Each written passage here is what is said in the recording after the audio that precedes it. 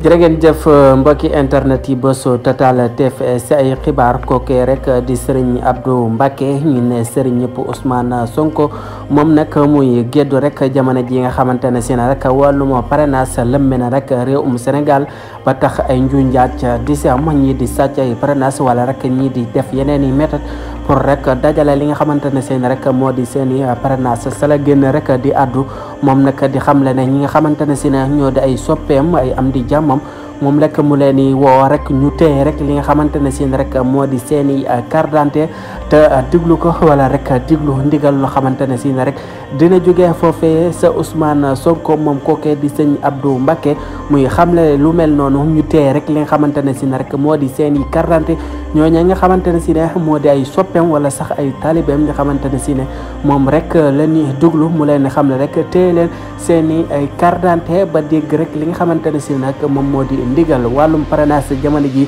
mën nañ ne mu lëmmee rek ay candidat yu xamante ne si ne pour rek ñu am li nga xam ne moo di seen i parrainage mu doon lu jafe lool.